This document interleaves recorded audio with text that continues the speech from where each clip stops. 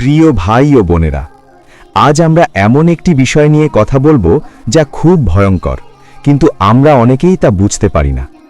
আমরা সাধারণত মনে করি আমাদের শত্রু বাইরে আছে।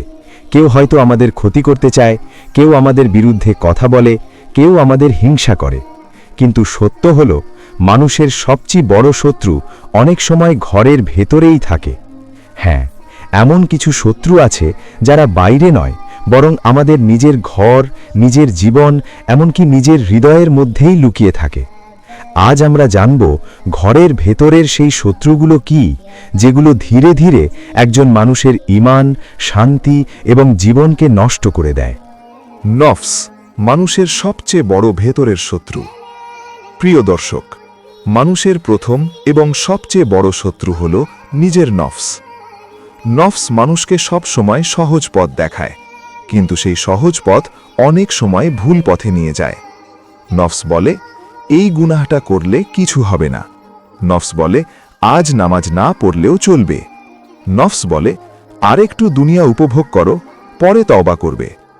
এইভাবে ধীরে ধীরে নফস মানুষকে আল্লাহ থেকে দূরে সরিয়ে দেয়। যদি মানুষ নিজের নফসকে নিয়ন্ত্রণ না করে, তাহলে সে নিজের জীবন নিজেই ধ্বংস করে ফেলে। শয়তান, অদৃশ্য কিন্তু ভয়ঙ্কর শত্রু। আমাদের ঘরের আরেকটি বড় শত্রু হল শয়তান। শয়তান কখনো সরাসরি এসে বলে না, চলো গুনাহ করো, বরং সে ধীরে ধীরে মানুষের মনে সন্দেহ ঢুকিয়ে দেয়। সে বলে, তুমি এত ইবাদত করেও কি পেয়েছ? সে বলে, এই গুনাহটা ছোট, এতে কিছু হবে না। এইভাবে শয়তান ধীরে ধীরে মানুষের হৃদয়কে দুর্বল করে দেয়। যদি মানুষ আল্লাহর স্মরণে না থাকে, তাহলে শয়তান খুব সহজেই ৩. খারাপ অভ্যাস, নীরব ধ্বংসকারী। ঘরের ভেতনের আরেকটি শত্রু হল খারাপ অভ্যাস, যেমন অতিরিক্ত মোবাইল ব্যবহার, অপ্রয়োজনীয় ভিডিও দেখা, গীবত করা, অলসতা করা। এই অভ্যাসগুলো প্রথমে ছোট মনে হয়, কিন্তু ধীরে ধীরে এগুলো মানুষের সময়, মন এবং ঈমানকে দুর্বল করে দেয়। একটা সময় আসে যখন মানুষ বুঝতেই পারে না কিভাবে সে আল্লাহর থেকে এত দূরে চলে গেছে। ৪. গীবত ও নেতিবাচক কথা। ঘরের ভেতরের আরেকটি বিপদ হল গীবত। অনেক সময় পরিবার বা বন্ধুদের সাথে বসে আমরা অন্য মানুষের সমালোচনা করি, কিন্তু আমরা ভুলে যাই গীবত এমন একটি গুনাহ যা মানুষের নেক আমলকে ধ্বংস করে দেয়। একটি ছোট কথাও আল্লাহর কাছে বড় অপরাধ হয়ে যেতে পারে। ৫. আল্লাহকে ভুলে যাওয়া। সবচেয়ে বড় শত্রু হল আল্লাহকে ভুলে যাওয়া। যখন মানুষ আল্লাহর স্মরণ থেকে দূরে চলে যায়, তখন তার হৃদয় ধীরে ধীরে কঠিন হয়ে যায়। তার জীবনে অশান্তি বাড়তে থাকে, মন সবসময় অস্থির থাকে। কিন্তু যখন মানুষ আল্লাহর দিকে ফিরে আসে, তখন তার হৃদয়ে শান্তি ফিরে আসে। তাহলে আমরা কি করব?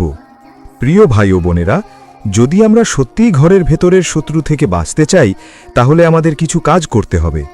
নিয়মিত নামাজ পড়তে হবে, প্রতিদিন কুরআন পড়তে হবে, বেশি বেশি দোয়া করতে হবে, খারাপ অভ্যাসগুলো ধীরে ধীরে ছাড়তে হবে, আল্লাহর উপর ভরসা রাখতে হবে।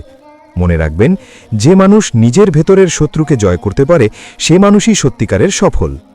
শেষ কথা, প্রিয় দর্শক, এই পৃথিবীতে সবচেয়ে বড় জয় হল নিজেদের নফসকে জয় করা। যদি আমরা নিজেদেরকে ঠিক করতে পারি, তাহলে আল্লাহ আমাদের জীবনও ঠিক করে দেবেন। আল্লাহ যেন আমাদের সবাইকে ঘরের ভেতরের শত্রু থেকে রক্ষা করেন এবং আমাদের হৃদয়কে ঈমান দিয়ে পূর্ণ করেন। আমিন। ভিডিওটি ভালো লাগলে লাইক দিন, কমেন্টে লিখুন, আল্লাহ আমাদের হৃদয়কে হেদায়েত দিন। এই ভিডিওটি শেয়ার করুন, যাতে অন্যরাও উপকৃত হতে পারে।